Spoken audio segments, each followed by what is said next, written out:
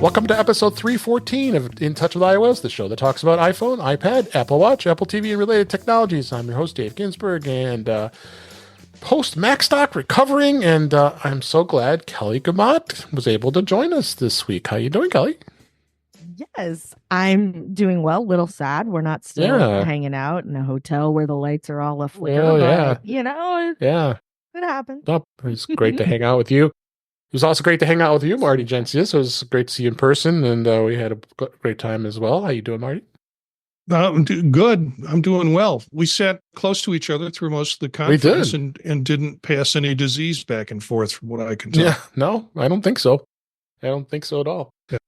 And we missed you, Ben. We wanted you to be there. I know you couldn't, but we had you there in spirit. Ben Roethig, how you doing? I am doing fantastic. Ready to talk some Apple. There was some Apple stuff that happened. There was a few things. Unfortunately, Jeff Gamet is under the weather. We miss him. Hi, Jeff. Hope you're feeling better. So that's why you're going to miss him this week, unfortunately. But that's okay. You'll be here in spirit. We'll manage. Somehow. so let's. There's plenty to talk about. Like Ben said, beta's been very active, and we're going to do a little bit of recap of Macstock for the folks who are doing that. Unfortunately, just so you know, we did attempt, as I had mentioned last week, that we were going to have an in-person Macstock episode, but unfortunately, due to technical difficulties, I was not able to pull that off. So you got us here this week just to do a post recap. So we'll have some fun either way here. But let's go ahead and get started here. I wanted to talk about beta. This week, 17.6 was released as we're still on iOS 17. It was released by both the developers, and public beta is now available. We're at the 4th beta for that, and they were released, and the registered developers have access to it. And I think iOS 17 basically has all the features that's included. I doubt there's to see much other major additions. Nothing's been really reported. Just to be aware that that's probably going to be coming soon for those of us who are smart enough not to put beta on your primary device. So unlike me, unlike you. And then also just mentioned macOS Sonoma 14.6 beta 4 is also out for Sonoma. Nothing really that's discovered for that. I think it's going to be some more bug fixes, and we want to continue on, make sure that stays strong, because that's another reason not to put beta on your primary Mac either. So important not to do that. But we will talk about the other betas. For Vision Pro, the 4th beta of 1.3 is out. I know, Marty, you're on 2.0. You don't mess around. Yeah. I'm on 2.0, and everybody I know is on 2.0. Yeah. So I can't speak to 1.3. But there was some sad news last week where they announced that they're not doing a public beta. Interesting. Of 2.0. Oh, wow. That they're gonna run it until they're ready to release it. I did not see. Which I think then jumped a lot more folks onto 2.0, the developer beta. I did not see that. I could see that. Mm-hmm. Yeah. Interesting. They're staying away from public beta releases, I think, on this thing. Oh, that's fair. It's really early in the hardware profile, so I can see maybe like it being a much larger magnitude of bug than, it goes back to the springboard, on iOS every so often or something. Like this could be pretty, really, really disruptive. So I could totally see, something where and at the end, if you run into this bug, you have to factory reset and start over again or something. So that's what I had to do going from 1.0 to 2.0 beta. Had to factory reset the whole thing. Yeah. For sure. So 4th beta of watchOS 10.6 and tvOS 17.6 is out as well. So, again, nothing to really say much about. But they did release the public betas finally for iOS 18 and iPadOS 18. It looks like the public can now go have at it and start playing around with the stuff that we've been talking about. Again, I continue to stress, do not put this on your production and important device. Don't be like Ben, and don't be like Marty. Don't do that. Hi, Andrew, in case he's listening. Yeah. So the public beta is out, so it's definitely good to see that now people can also do that. The public beta of macOS Sequoia is also out, and iPhone mirroring is enabled in that version of the public beta, which we had been playing with. And I talked about that a couple weeks ago, and it's pretty awesome. Can't wait to start playing with it some more here in the developer. I loaded it on I did the thing that nobody should do. I loaded it on my production machine in front of me, the public beta, and immediately have fallen in love with this iPhone mirroring thing. Isn't it amazing? It is so great. Yeah. Of all the apps, they're still just go ahead. Yeah, go ahead. There is just to say, if anybody who is thinking about doing the developer or public beta to use iPhone mirroring, there is one major bug that has not been fixed. It does not recognize the space bar on the MacBook keyboard. That's a bummer. Yeah. But otherwise, as far as viewing my iPhone stuff, well, I'm doing it literally right now to my left. It also has some cool wallpapers. I mean, that's about as deep as I've gotten into it on my work machine. It has a selection of wallpapers that are all like, remember when Big Sur came out? Here's the wallpaper from Big. So there's some throwback to that, throwback wallpapers, which are pretty cool. And I'm on the Macintosh one right now. I've got it on all three screens, and it's fun. There's a lot of adjustments within that wallpaper you can play with. Yeah. So, well, we'll see how that pans out with the macOS. And also wanted to mention a little bit, and I've been talking about this, that's coming on tvOS. Amazingly enough, we have something to talk about on tvOS 18. The biggest feature is Insight, and it's probably one of the most exciting ones. You can find out show information about actors, characters, and even songs played in an Apple TV Plus movie or show just with a tap. It'll also show live previews of live broadcasts within the featured preview carousel in the home, enhanced dialogue. So you'll now be able to have, that's a huge upgrade, being able to deliver even more vocal clarity over music, action, and background noise. Moreover, the enabled dialogue now will also work with HDMI connected speakers, AirPods, or any Bluetooth speaker. And it's noted that the extended voice isolation accessibility option with additional voice isolation could be for video playback. And they're going to have smart subtitles where the system automatically enables subtitles when the user presses the mute button. So when you mute, you can skip back and actually see the subtitles. When it's muted, you might, we do that once in a while. You watch something, you don't want to actually pause it. You want to be able to do your thing and then unmute it. Then that's interesting. For the first time, Apple TV will support a 21:9 aspect ratio in addition to the standard 16:9. I don't know I guess that's good for projectors, giving you better resolution. Is that what you think, Ben? Yeah, that's 21:9 is the cinema resolution. Yeah. So but the projector should help that out. And dedicated cameras, so you can have a dedicated, like if you want to dedicate an iPhone as a camera, because that's the big thing now. People want to be able to use have a camera and have FaceTime call with tvOS. That's been becoming popular, and a bunch of new screensavers. So got a little more excitement with Apple TV. I'm looking forward to see where all that goes, and see how much more they can be coming up with here. So a couple things of note. I want to talk a couple things on iOS 18 as we're finding out more and more about what's happening now that it's in the public beta. They've done a lot of revamping of the settings app, which has been way overdue. It's just over 2 pages now worth of content, much reduced from iOS 17 and earlier. General and search has multiple settings. Previously, were just in the main settings page. Has now moved to the general and the application sections and the headers. It actually has clean headers where you go to that particular section and it actually gives you a much clearer, more detailed description of this. Ben, have you looked at this at all in the settings? I mean, I'm just now updating my beta device, and I haven't looked at this lately. But yeah, I haven't really had much of that myself. I'm definitely going to check it out. Yeah. So this is something. How about you, Marty? Have you looked at this at all? At the settings?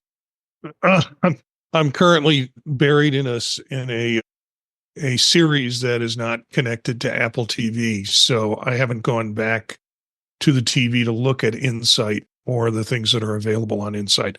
I've seen it in previous times. It's pretty amazing. Yeah. But yeah. No, and also I was also mentioning that this is the settings app on an iPhone that we just described that gives you description. So that's good to see, not only on tvOS but on iOS as well. So so a lot of good changes in the settings app, which I'm happy about. They did do It's time. It was very much time. It's really been time for a while. For as much time as you have to spend in there, whether you're retrieving information or adjusting things for one reason or another, it really was time. I wish that team all the best. Yeah. And when they're done, I really hope they toddle down the hallway and tell the macOS people how it's done. Yes. Or just take over their jobs. Literally anything would be better than the nightmare that's there now. So yeah, old Control Center would be better. Yes. Yeah, and one of the things that they also changed is the Files app. The Files app has been having the biggest issue that with file downloads, where it keeps the files in iCloud, and Apple's intelligently deciding which files can remain stored in the local cache. So iOS 18 has fixed that. So you now have the options to be able to copy and move and share. Gives you buttons to do that. Remove the download now, or keep it downloaded.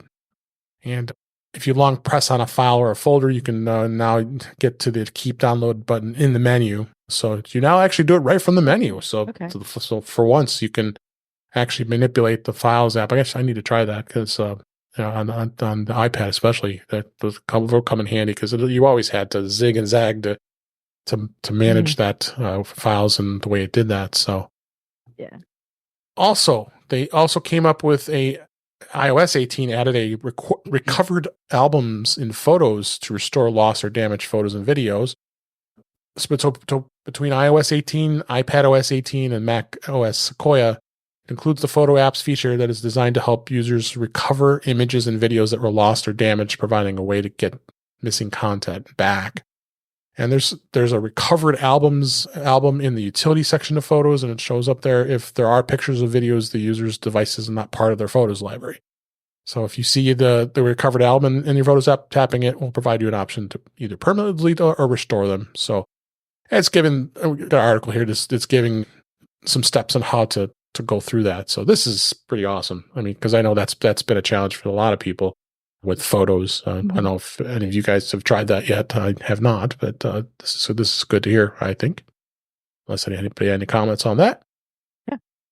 Yay. So got a couple, of course, with Marty here, I had a couple Vision Pro and Vision OS features.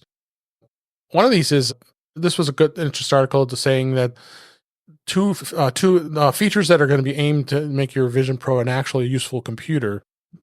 They did some big upgrades to the Mac Virtual Display, and I don't know how much have you tried to using that as a virtual display with your Mac, Marty, with the Vision Pro. Yeah, there's some, they seem like little things, but they're big things in the long run. The pass through to be able to see keyboards was an important upgrade process. So then that works well with your MacBook, or it works well with any sort of separated keyboard. I think primarily it's Apple Magic keyboards that will do the pass through with that. Yeah, the Mac Virtual Display is pretty amazing. We haven't gotten to the big cinematic display yet. That is not rolled out, and they say that won't roll out for a while. Okay. It's interesting with these articles, they always show the widescreen version curvature of the display that you can't get yet. So, but yeah, it's been really good in terms of that with the Mac Virtual Display. Yep. And as you just mentioned, resolution is better. Yeah, resolution seems to be better. And that's through all of with the 2.0 beta that's out. The resolution, the eyesight, which is looking at things to trigger actions, is better and more accurate. So that's also another welcome piece. Yeah, for sure. you also mentioned the proper keyboard and mouse support. So the Vision Pro has had a more impressive controller-free UI, so you can navigate seamlessly with your eyes and hand movements. So have you found that to be useful? Yeah, certainly. Particularly for me, late at night, I don't know, my eyes change throughout the day. Mm-hmm. So whether I have contacts in that are just been in too long, because I have dailies that I use, or if my eyes just get a little different late at night and I have my contacts out and I have the readers in, it just seems a little more problematic. But this has improved it. This allows me to do things with the keyboard that I could do without necessarily having to use eyesight to generate that. So yeah. So more to come with immersible video and others. So we don't have to dive into that. But yeah, I think that was a good review to see what's coming when it comes to the Vision Pro. There's a lot more exciting things to come here. So lastly, in the topics I wanted to talk about really quick is the easily being able to switch from Google Photos to iCloud Photos with this new tool. Google released this tool that allows you to transfer your photos and videos from Google Photos to iCloud Photos, complete with albums and descriptions. Apple had released an equivalent tool for moving from iCloud Photos to Google Photos 3 years ago, and this was apparently a reciprocal move by Google. Companies released these tools, so it gives a nice data transfer initiative. And Google created this tool merely to create copies of your photos and videos for another service. So great to see. I think for those who, I'm pretty much in all. I think all of us here are probably in one ecosystem or another. I have photos on Google. I have photos on iCloud. I have photos in Flickr. I have photos everywhere. What do you think about this, Ben? I mean, it's great. If you're one of those who is switching from Android or has a huge Google Photos library and you want all your stuff in one main place, or if you want your all your stuff in multiple places, this is a really great tool. Especially if you use the Apple and Google tools I can't talk today. Reciprocal. You know what I mean? Reciprocal. In conjunction. Yes, what Kelly said. Together. Yes. Good thing. Well, good thing, Kelly. If you're someone with a Green Bubble family, it might be, if you've got Green Bubble family members, this might also just be a nice way to have better photo sharing with them and being able to sort of transfer some of that stuff in bulk so that you can get loads of photos out there where everyone can see them and enjoy them together. That might also be really nice to have. So I'm glad it's happening, and I'm glad to know that they are both sort of the stance that used to be really hard to come by, which is we are very much aware that we are not the only game in town, and we're gonna have an ounce of thought put into what it's like when you have to use one or have to use the other. And Windows used to always go around like they were the only game in town, and it made it really hard to be a Mac user sometimes. But as those things have gotten better, it's just better all around for everyone. So I'm glad it's worked. I'm glad it's out there. And so far, I hadn't heard anything horrifying about it. So I hope it's working well for everybody. I might try it just to see how it works. Yeah. For me, I would dream that I could have a world where I could just move into one ecosystem. And this seems like a tool to be able to do that. But I also realize I've got a lot on Google Drive. I have a lot invested already in that. So this is a nothing burger for me. This is not going to change the way I manage photos in Apple and the stuff that I have backed up in Google. I'm not going to pull out of one and just go all over to the other one because I've got other things I'm doing in other ecosystems. And as Kelly said, even, relatives, it makes it a lot easier to do some sharing when they're in that system and not in Apple's ecosystem. Yeah. So let's move on to the next topic, which is the Macstock conference and expo. We we're recovered from 3 full days of festivities at Macstock. We had absolute blast. Kelly and Marty was there, and Jeff, Chuck Joyner, so many others, and it was a 3-day event. We had workshops on Friday, and Marty, you did just an amazing workshop for 90 minutes on leveling up your AI for peak productivity. That was just a great thing. Everybody, I think, really enjoyed that, what you did. with coming with AI. You really gave a lot of people to think about, with AI, and I saw everybody. I was very focused and learning more about this as far as in the workshops. I'm not going to go over every single thing. Mike Potter did a great thing with leveling up and getting started with Ecamm Live. And in fact, we've been talking. Ecamm it became a sponsor this year for Macstock, which was amazing.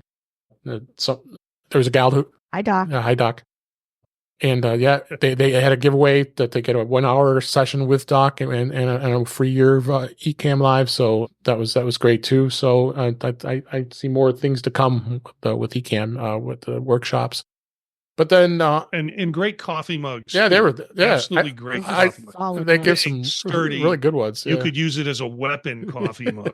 And everybody was using it at lunch because the coffee cups at the hotel were so tiny.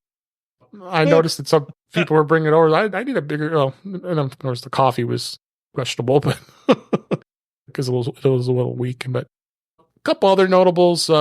Our frequent guest Jill McKinley did a great session on organizing bliss with Notion. Norton. Oh, God, kill me! Yikes! and being able to do organizing your life and productivity. So that was a great session. Some guy, Dave. Oh yeah, that's me. But I did my session on Apple services and discovering values and benefits of Apple One. It went over really well. I think in fact I even got questions from Dave Hamilton of all people. I would never expect that. And he asked about the whole thing about you having your pay account because the kids are still on the family plan and you don't want them to be you don't want to be paying for them anymore. There's ways of changing that, and we might explore that. I mean, next time I might have Dave on and talk about that. It was a great session. Everybody really stepped up. We miss you, Jeff. And Jeff did a great session on your smart home strategy. Everybody was really close to looking at that. I think it was a really good session with that. And we wrapped up Saturday with Dave Hamilton doing a Streamline to Shine, mastering that real-time podcast production. And I learned a whole lot of cool utilities. That one utility that he's using I didn't even know about, and because there were some people saying, I'm probably not going to listen to this because I'm not interested. I say, you got to stay, take a listen to it, and actually they kind of got interested in looking at what that had to do. Did you guys? I got something out of Dave's presentation as well. So I think that was great. Well, I'm a little closer to Dave's presentation than a lot of people. Oh yeah, all of us as podcasters, yeah, for sure. Well, because I adopted basically the workflow that he was showing when I took over daily observation. So a lot of what he was doing there was stuff that I did for years as part of that show. But I have the thing I didn't get into, like while we were there, like, oh, by the way, I have this side keyboard maestro macro that transforms my plain text file where I put the timestamps and transmogrifies it into the format so that it spits it all into the right fields in Auphonic. So it's super cool because I said I was trying to solve a problem, and my friend Dr. Drang, who will never pay for a drink in my presence again as a result of this one tool because it made my life so much better, said, that sounds like a fun problem to solve. Do you mind if I take a crack at it? And I said, absolutely not. Here's what it looks like. Here's the page where I put the stuff. Here's what my file looks like. I'll send you one. You can see all the stuff you need to see. And he went, oh, that looks cool. Yeah, I could do that. Go like this, go like that. And then now I have one extra macro that I do that spits all those values in automatically, and it's super great. That's great. And again, I'm not going to go through every single. There were so many presenters. And Brian Flanagan, Arthur's, he's in our chat. How you doing, Brian? You did an amazing. Hi, Brian. You did an amazing presentation on powering up the game, cutting the cord, and catching the action in the Apple ecosystem. And he's a big sports fan. I'm a sports fan as well, and I was worried that he was going to lose the people in the audience since we're all Apple geeks and may not be sports fans. But I think they got lots of good things out of it because he talked about the streaming services and how the difficulty and challenges of where you have to go to watch the sports that you like. and all that stuff. And it was just amazing. And people just were really intent to it. And in fact, I helped him out a little and answered a few questions. I think somebody asked about how do you watch horse racing? He didn't know that, and I didn't. I knew that because I used to do a horse racing podcast years ago. So it was a really good way of going through that stuff. So I guess his presentation and mine were kind of near each other, but more I focused on the Apple surfaces. They were complementary. They were complementary. Like, there are some sports you can get on Apple TV, through an Apple service. Right. And then he kind of dove into the sports piece of that. I don't watch a ton of sports, but the reason I was very attentive in his presentation is because I will get questions about it.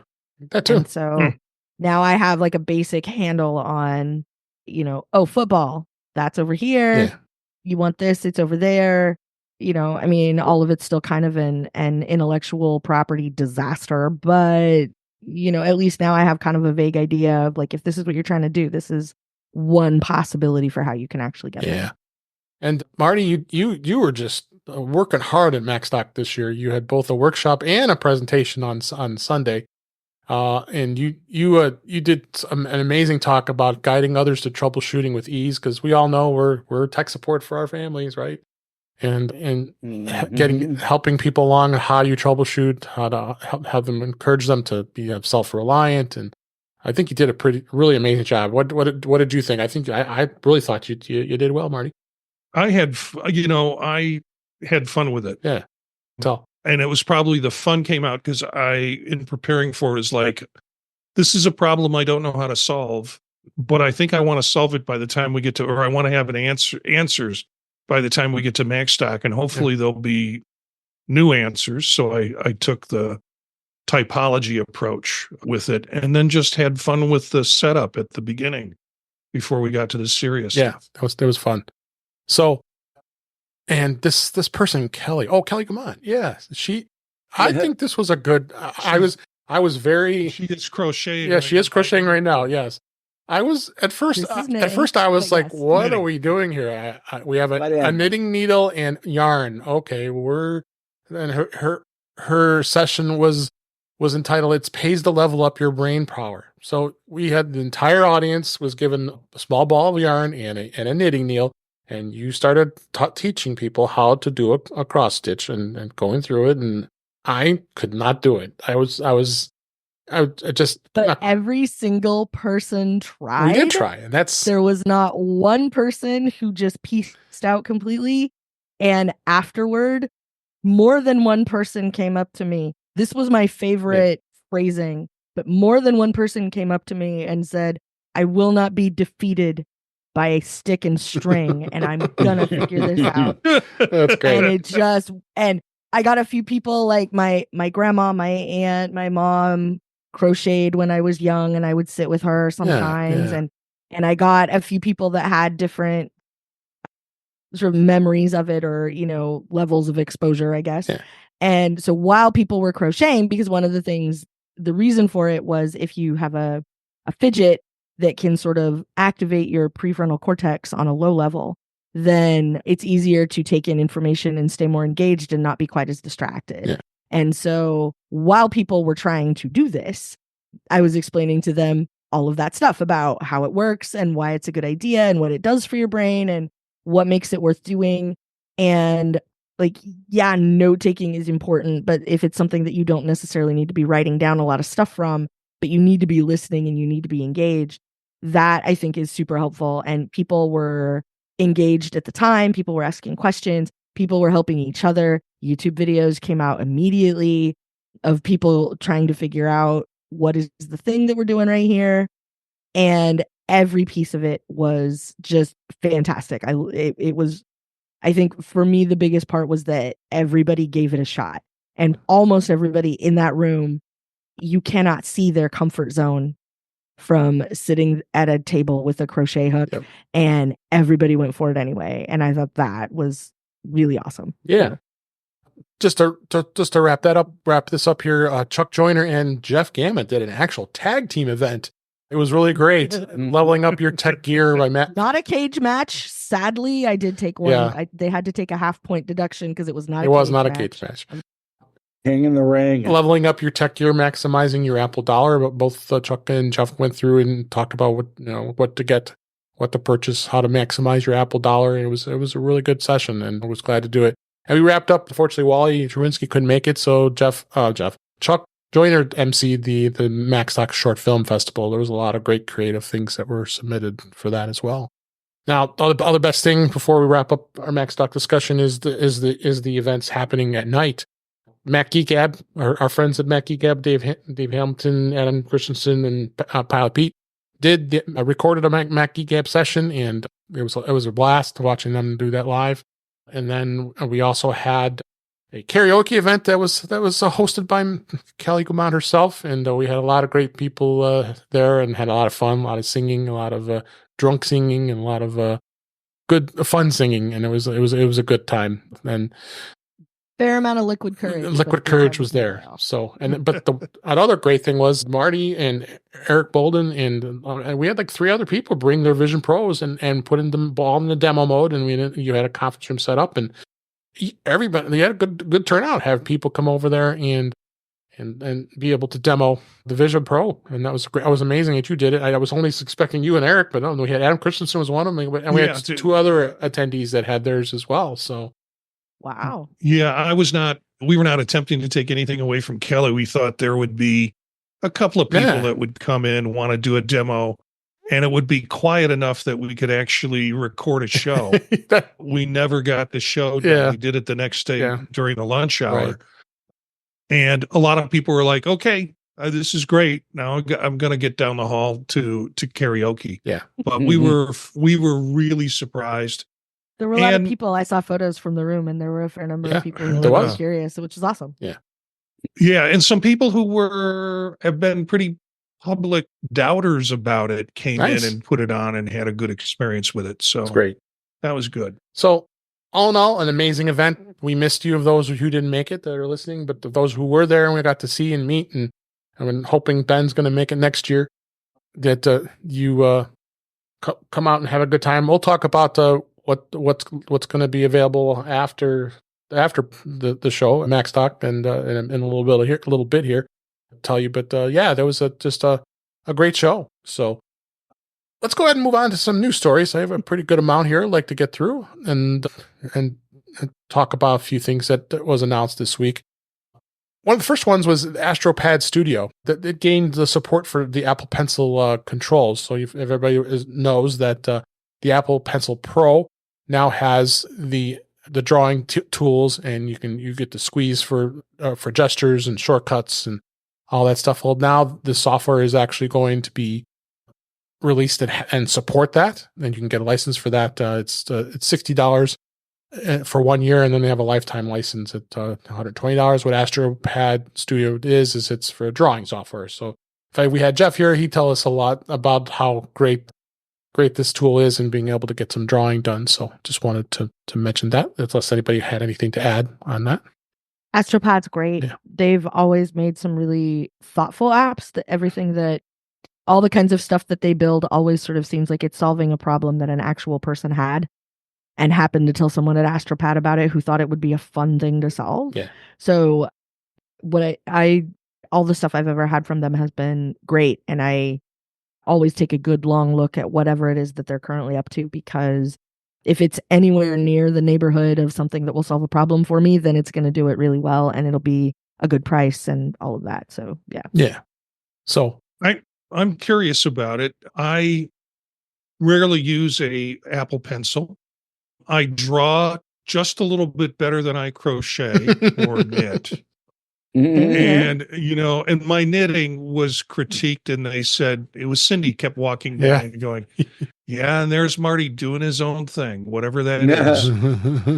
And my knitting is far better than my singing. So, putting it along the spectrum, I'm kind of the low end of but I will get the software just because I've got the pencil, I've got the new iPad, I've got the new pencil, and I'll play with it.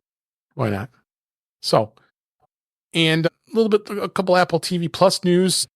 People that were anticipating to see Severance season 2 is finally going to be here, but you got a little bit of a wait yet.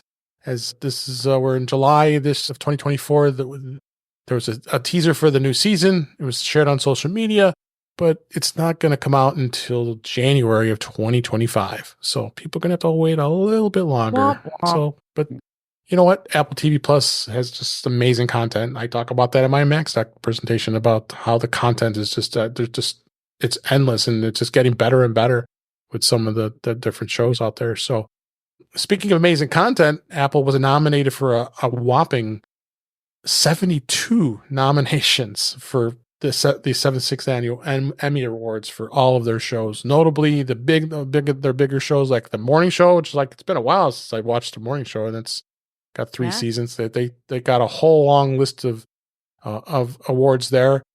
You also had Lessons in Chemistry. Got a number of award nominations. Slow Horses, which is an amazing show. Oh, yeah, Gary Oldman, and a lot of nominations there. Palm Royale got a lot of nominations. The documentary Steve Martin was scored a number of nominations. Masters of the Air and the dramedy Physical, as well as Girls State, got some nods, and there's just a number more. The Reluctant Traveler with Eugene Levy, Silo, even the Hannah Wennington's Home for Christmas got 2 nominations, which is amazing. That was a fun show that she did. It was lovely. Yeah, I really enjoyed it. So Apple continues to just get better and better with their content, and obviously the Emmys noticed that, and then they got an amazing amount of nominations. So they're probably going to continue to do even better. I'm still watching the show Presumed Innocent. That's still new. I mean, my God, it's just riveting. Like I can't wait for it gets released every Wednesday, and I just watched the episode yesterday. So as we record, and that's a great show too. So it just goes on and on about finding some great shows on Apple TV. Was there anything missed? Were there any shows that you've seen on Apple TV that should have made the list? What do you think, Kelly? Mm-hmm.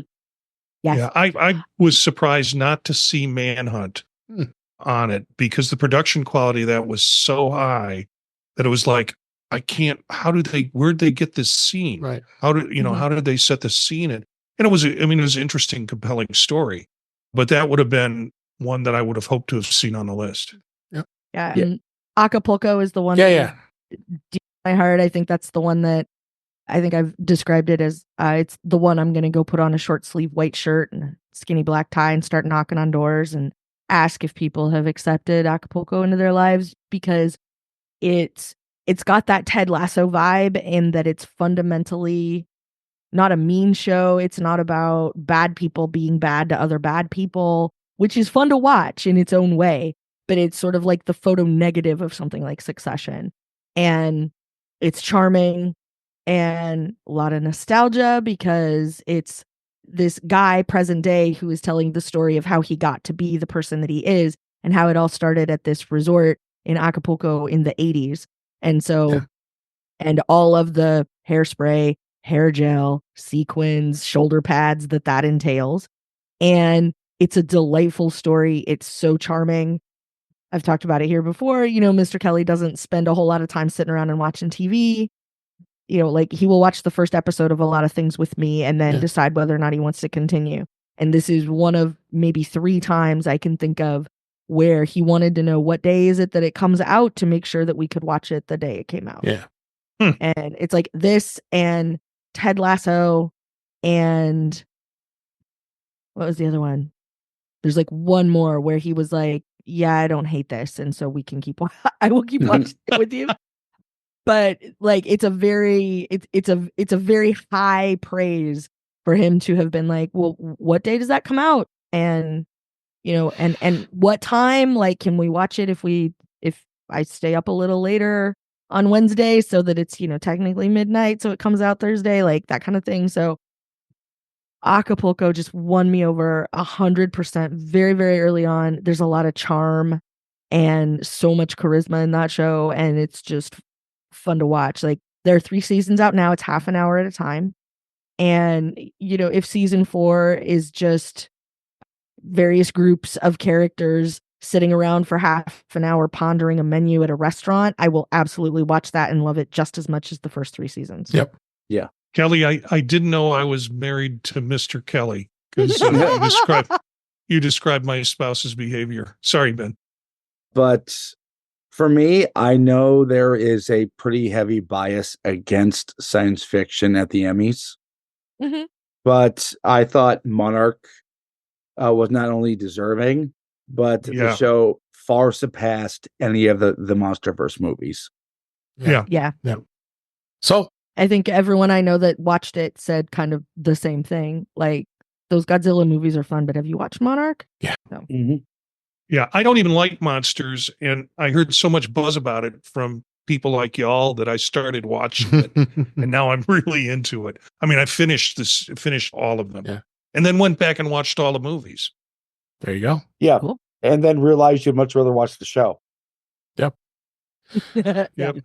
So a couple HomePod stories. The first one, this was interesting. Apple's HomePod is being credited for saving a family in Colorado, alerting them to a house fire that was actually accidentally set by the family dog. They received a call about a house fire and shared the details on a video on Facebook. The homeowners were alerted to the fire by their HomePod. This is, of course, the HomePod Mini in the early hours in the morning. And they were getting alerts for high temperatures in the house. And instead, the HomePod Mini also had a sound recognition option, which, of course, we're aware of and talked about in the past, saying that it was able to detect the sound of a fire alarm and sent an alert. It's likely that the HomePod used the sound recognition to detect a fire and then proceed to send alerts to the homeowners to let them know what was going on. It was unclear why the family did not hear the fire alarm that the HomePod must have detected. So this is a good story to hear that they were able to get to the house, get the fire out, and when the fire department arrived, and there was no injuries or very minimal damage. So there you go. HomePod Mini came to the rescue, right? Very nice. Glad to hear it. Yeah. So my dog is a German Shepherd. It can jump up and reach this stove. The damn thing doesn't have an opposable thumb, so I can't get it to crack eggs. Otherwise, that dog's making me breakfast. Yep. This was an interesting thing. Popular Delta retro game emulator officially comes to the iPad. This game emulator Delta, which had been a big hit among retro game enthusiasts, is now officially available to the iPad, and it's an upgrade to versions 1.6. Delta had been hugely popular since the debut in the App Store, and the emulators were a constant presence in the top charts because it had all the old stuff from NES and so on, Game Boy and those stuff. And with the iPad support, you now can take full advantage of the device's larger display and play in full screen. It did eliminate the need for BIOS files, which has now been eliminated, so you're able to play this. Have you tried playing this at all, Ben? I have on the iPhone. I do not have an iPad, but it's something I've been asking for a very long while, and I'm very glad I have it. Yeah. You have tried this before? Not yet, but I'm a sucker for a good emulator, so I will check it out. I can't remember the name of the one that I downloaded that I like a lot, but yeah, I like to try them all out and see how I feel about them. But I'm glad for them because the emulation scene means that a lot of people's hard work and all of the stuff that went into making those games in the first place those games are being preserved because people want to continue to play them in some fashion. And there's a lot of technological advancement that has been lost to history because nobody bothered to save it because nobody cared to continue to maintain, all that stuff on all those floppy drives from all those years ago, is never coming back. So stuff like this also means that there's sort of a sense of history that gets preserved with all of it. And I'm glad for that too. Yeah. How about you, Marty? I like to try emulators, particularly if it's a game that I played a long time ago, to see if I can just play with it again. This article talks a little bit about Apple initially rejecting it in June, and then there was concern about the open third-party marketplaces in Europe. And so I don't know if there's a little bit of ping pong going on with this, or should I just say pong going on with this because of the EU stuff. I couldn't read deep enough to figure that out, but it seemed like the article wanted to talk about how it was pulled for a while and rejected, and then it was approved around the EU things. Yep. Also, I also, there's another emulator that was released this week, because Apple did approve its first retro PC emulator for the iPhone, the iPad, and the Vision Pro. It's the PC emulator called UTM SE. In the App Store, it's for the iPhone, the iPad, and the Vision Pro. This app will allow users to emulate old versions of Windows OS, Mac OS, or Linux, and more, and fire up classic games, software and games on Apple devices.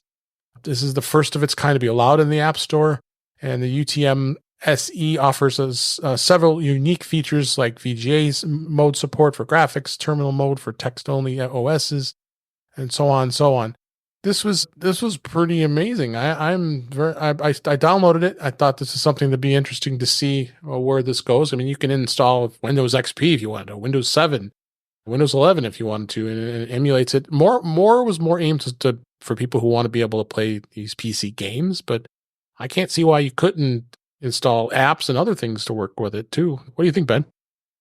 I think this is great. First off, I would like to say getting this out was a collaboration of not just UTM, but Riley Testit of Delta and AltStore helped them a lot. And Apple really worked with them to come to a solution that would be within App Store rules. Yep. So it's without a lot of hard work from a lot of different people, we would not be here. And quite frankly, between this and emulators like Delta, I think without the DMA changes, we would have never been here. What do you think, Kelly? Same. I'm still back at, I can run a fully functioning Windows operating system from a computer in my pocket. Mm-hmm. So Yeah. I still think that's really impressive. It is. I started downloading it, but still a little bit of work to do, figuring out, get the OS on there. It's a little fiddly. Yeah. How about you, Marty? I have a day job. That's right. And unfortunately, you've just ruined tomorrow's work. That ruined it. Now I got 2 emulators I've got to download. Then I have to find the games I want to play. Between you and Jeff Gamet, who forced me to spend a lot of money buying home upgrades for my doing a home bridge here at my house, I got to get to work someday. You do. You do. Soon you'll be able to actually control your iPad using Elgato's Stream Deck. iPad users, there's a new accessory coming soon that promises to unlock new possibilities for power users of Apple's tablet. Stream Deck support is coming to iPadOS later this year from Elgato, enabling you to control your iPad in a whole new way. And this is how it's going to work. The iPad is one of the most versatile devices Apple sells, and thanks to the ecosystem of accessories you can buy, you can use a tablet, use the device as a tablet, a laptop, a notebook, TV screen, and more. And rather than just launching your new Stream Deck hardware exclusively for iPad, Elgato has created a Stream Deck kit that developers can use to build Stream Deck support into existing iPad apps. And how it will work, they'll go through and actually you download the Connect app, and it'll handle the setup process, and then the Connect app contains the driver that's needed to communicate with the physical Stream Deck devices. Users download it into the Apple App Store from the Apple App Store, and it's guided to activate that driver once it's on the device. I showed this pre-show and I fell for it on. I've got the new Stream Deck here. I'm showing it on camera because of that gosh darn Amazon Prime days. It was a deal I couldn't pass up. But this is good news. I think this is something Elgato's getting even more and more, because Elgato already had the app that you could use on your iPhone that can control it now. But this is even bigger with the iPad. What do you think, Ben? Well, first, I'd have to say, Dave, I think at this point, the Spanish for the cat owns you. Yeah. I need an intervention. Yeah. Honestly, this is great, especially for people who want to podcast some together. Yeah, for sure. How about you, Marty? What do you think? I've already got an interface with the iPad. Why do I need an interface on top of an interface? Unless, I can suspend myself from the ceiling like Tom Cruise and run it from a touchpad. I have a Stream Deck. I've got a couple of Stream Decks actually, and get templates to build into programs that I'm using here on my Mac Studio.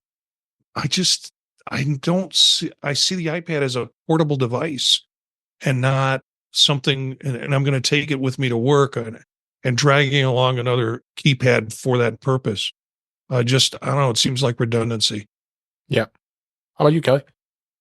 I think it depends, but I think there are probably a lot of people who would have a really compelling use case for something like this.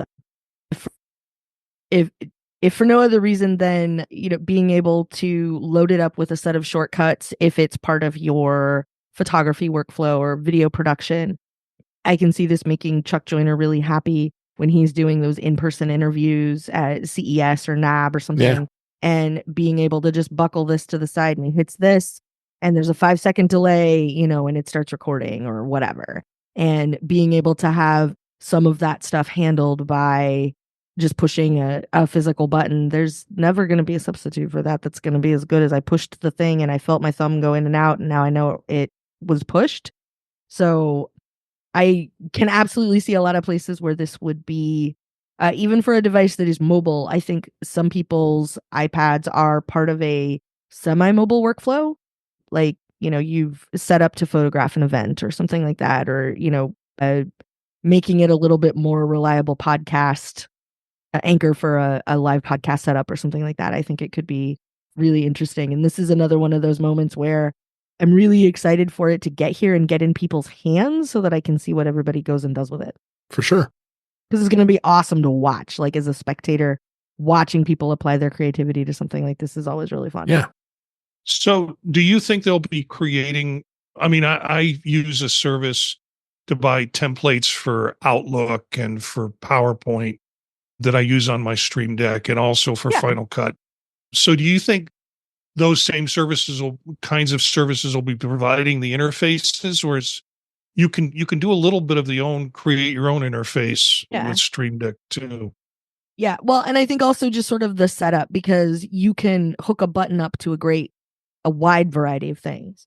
So people will probably, sort of like Mac Sparky has the series where people show off their home screens, show off your Stream Deck. The top row is the shortcuts I use to this, that, the other thing, and then the one over here. And then like the bottom row is, automatically upload this file or share this to whatever, or hit record, those kinds of things, just to file all the automation down to a particular step. So I just kind of want to see people post their setups, people who maybe are using Ecamm to handle their business, and, being able to make this work that way or something would be super fun. Basically, like I'm waiting for Doc Rock to go figure out how he's going to turn it into something ridiculous and put it on a live stream so I can go heckle him from the back. Yep. And the still picture it's a video, I guess, but the still picture you see is someone using it to play a game in the article, which is interesting. I can see that too. Yeah. I didn't say that I'll be useful. Some of them might just be fun. Yeah. So, a couple more stories I want to hit before we wrap up here. Google Maps is now going to have the support for iOS and Apple CarPlay. Will gain a live speedometer feature. Google Maps app for iOS and Apple CarPlay will now have that live speedometer. The feature was previously only on the Google Maps for Android, helping stay within the speed limit. And now when a user begins navigation, the vehicle speed will be shown in kilometers per hour. It is rolling out to iOS users globally, but it cautions that it's for informational use only, and drivers should still rely on their vehicle speedometer to confirm the actual speed. I don't know how important this is or not, but this, I guess, notable that they finally added something that's been on Android for a while. Now it'll be on iOS.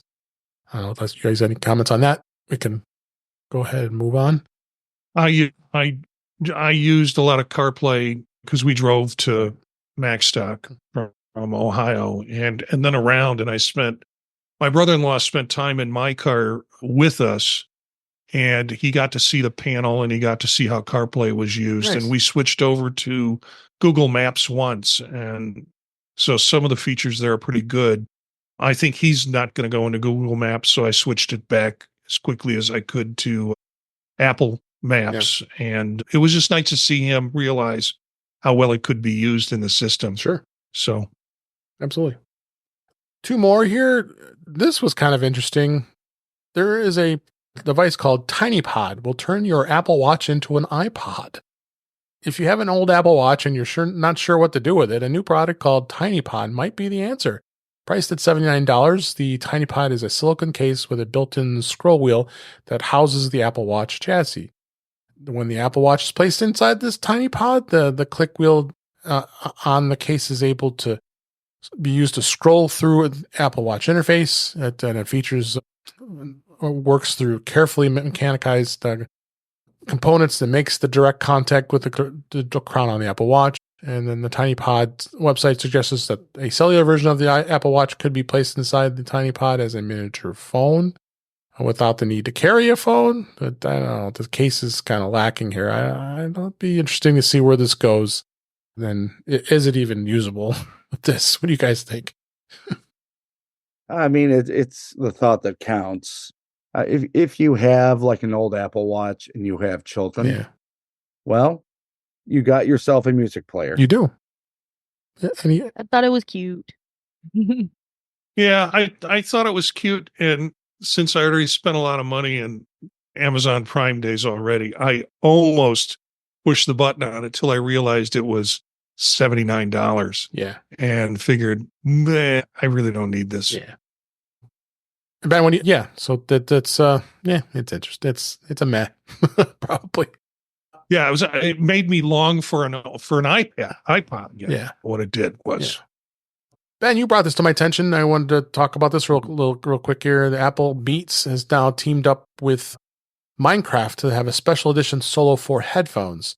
These are the same Beats Solo 4s that were already been out earlier this year, and it's got the pixelated Minecraft touches all over it, and the Beats Solo 4 also features the Minecraft logo, and they branded it. So interesting to see Apple decides with the Beats to team up with Minecraft with this. Is something you'd buy, Ben? Possibly. I know my nephew would buy it, but Beats is able to do things that Apple cannot do under its own brand, especially when it comes to partnerships. And the interesting thing about this, as far as I can tell, this is the first ever product that has been co-branded between divisions of Apple and Microsoft. It is very, very interesting. These flexibilities that come in between these companies, I tell you. Anything else to add on this, Kelly or Marty? The price is the same, which I think is cool. You don't have to pay. If you want a pair of Beats, you can get the Minecraft ones, and they're not dramatically more, which I thought was kind of nice. It's still a $200 pair of headphones. Do with that information what you will. But I also liked sort of how they went about it, because they're still Beats headphones, but they're very Minecraft. Like, they've really managed to make it both at the same time, and not like, here are some Beats that happen to be a color that you see in Minecraft, or here are some Minecraft headphones with the little tiny Beats logo on them. Like, it really is a collab between the two, and I thought it was cool how they went about it. Yeah. Last word, Marty. Oh, I got nothing on this. I have enough headphones. You and me. I've only got 2 ears, and I have multiple sets of headphones that I don't use as much as I should. I'm the last person in the world who doesn't play Minecraft. I'm not buying a pair, but I'm appreciating them for what they are. You and me both. So before we wrap up here, I want to make sure I give a shout out to everybody that's in the chat here at youtube.com/intouchwithiOS. We got Brian and Ben, which we both saw at Macstock. Great to see you guys in the chat. Appreciate your support of the show here. And it looks like Brian got a Raspberry Pi. You'll have to talk off after the show about that, Kelly. He mentioned that because of your influence. Yeah, we talked about it a little at Macstock. Yeah. So, but one more thing about Macstock, as I mentioned earlier, Macstock did wrap up, but you are going to be able to start purchasing the digital pass. The digital pass is going to give you the opportunity to be able to go ahead and watch all those great presentations that we described earlier. And it is going to be available soon. It should be available in about a month from now. We're talking probably around August, I would say. Mike Potter's going to start editing the videos and get everything in place, and it'll be a slow process to get all of them up there. But just go to the link here at the Digital Pass at macstockconferenceandexpo.com. There's a link in the show notes, and you can purchase that digital pass. You also can purchase the previous year's passes as well if you wanted to be able to watch some of the great content. So go ahead and check that out.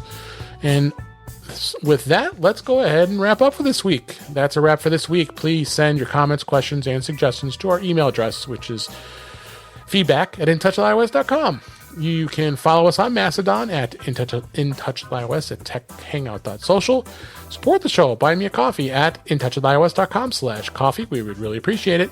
You can become a patron of the show by going to patreon.com/intouchwithios. We have 2 tiers available to support the show. We'd really appreciate it. Make sure you like, share, and subscribe so you're notified when we are live streaming, which is Thursday nights, 8 p.m. Eastern Time, 5 p.m. Pacific, on our YouTube channel, youtube.com/intouchwithios, where you can watch the current and past live streams as well as listen to past shows. Visit In Touch with iOS magazine on Flipboard, where many of the topics we discussed are flipped into that magazine. The link is in our show notes. You also can subscribe to the show on your favorite podcatcher, including Pocket Casts, Overcast, Apple Podcasts, and many others. But just better yet, just go to our website, intouchwithios.com, where all the links to all the ways to listen to us are there. Please, and I am Dave Ginsburg. You can find me on Mastodon. It's at DaveG65 and Mastodon.cloud. Kelly Guimont, it was so great to see you. Only a couple days since I saw you in person, but now we saw you today, and you have great. I'm glad you're on the show. Where can people find you?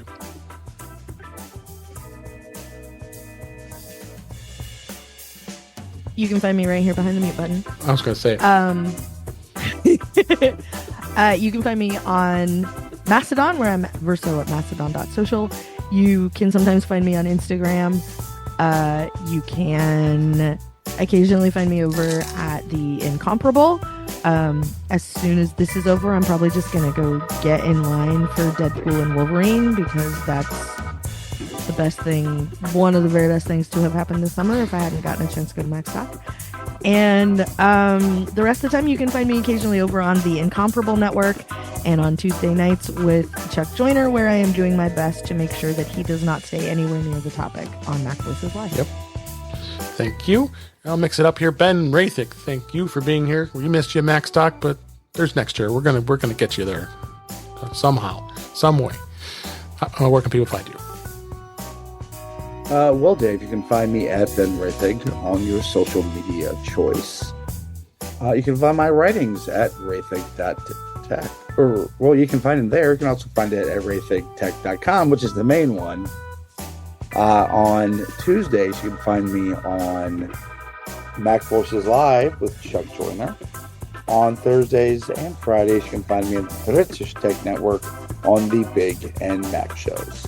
Great. Thank you, Ben. Last but certainly not least, Marty Jencius, thank you so much for being here. Where can people find you? This is the best part of my Thursday and thanks. Most of my Friday too. You can find me at Jencius, JENCIUS at mastodon.social. And also Mac Voices on Tuesdays with Chuck Joyner. And then 3 different podcasts that I do, Vision Profiles with Eric Bolton, and Circular Firing Squad, and Tech Savvy Professor are 2 other. Get all that information at thepodtalk.net. All right. Thank you so much. And thank you for listening. We hope you enjoyed the show. It was great to give you all the insights about Macstock and everything else that was going on this week. And then we're going to be back next week. So until next time, thank you for listening. Thank you for watching. And we'll talk again soon.